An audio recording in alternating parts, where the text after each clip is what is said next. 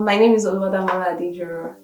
Currently, I do business. I have an AK line, but I'm trying to focus more on product design. So yeah, but that's what I do at present. I do not work for anybody yet. And I joined Guardian Academy December. Yes, and I think one of my big uncles like that just told me about it that, oh, why not you register for this stuff?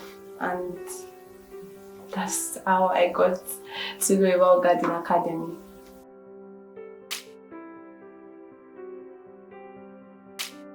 Okay, so I chose to learn product design basically because I think first off, I've been doing graphic design for years. I started 2010. That was before I got admission into school.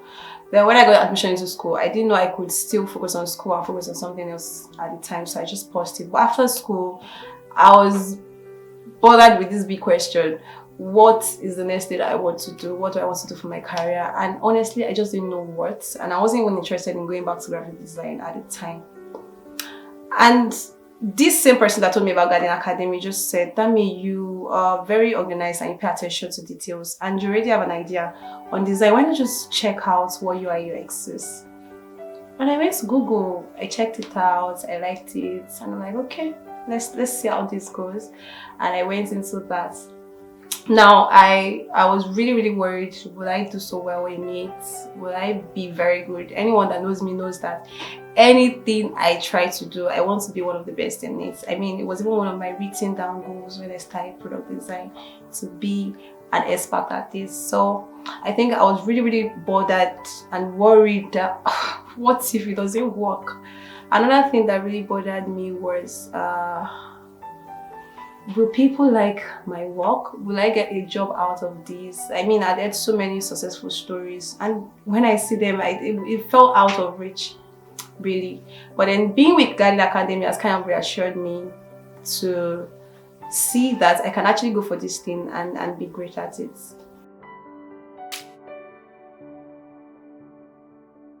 Joining at Guardian Academy so far has been really cool. Really cool.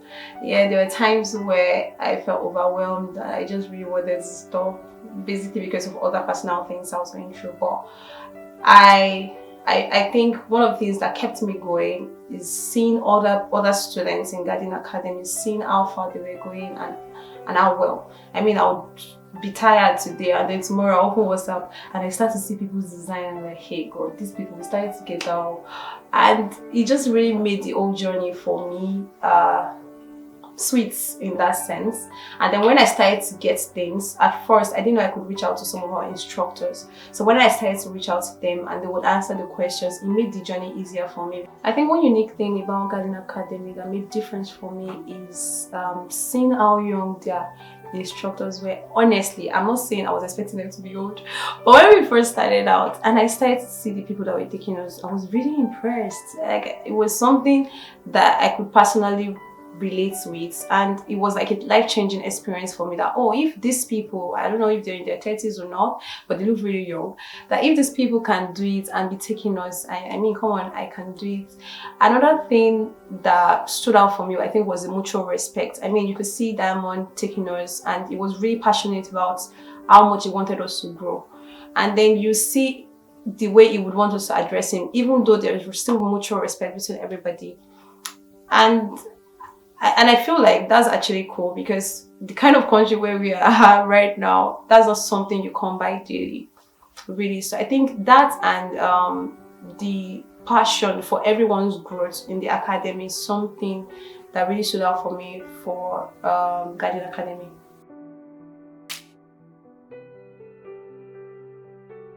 So I think I will rate my proficiency level 7. 7 being that I can work fine to at least some extent. I mean, I took a gig for a client a few weeks ago and I did it well.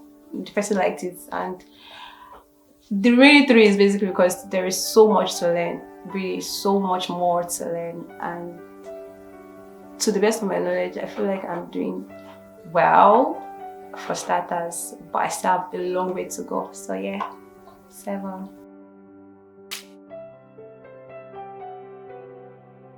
So I think my advice would be that find your why, know your why.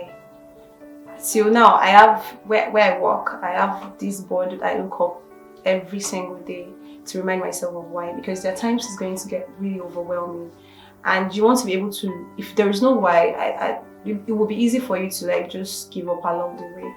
But if you know your why, you can easily go back to, oh, this is why I started. This is why I chose this particular career. And I think another thing that I would advise is have a community. I think I don't know the statistics, but I think most people in tech these days work remotely. And sometimes you're alone. Just even though, yes, you're online chatting with every other person here and there, but having a particular design community where when things get tough, when the problems does not look like it's going to get solved, you can easily go to meet to say, oh, this is the problem I'm facing. I feel like that would actually really be of help. That and knowing your why, it is very important. If you have a why, trust me, it is going to help you days when it does not look like it at all.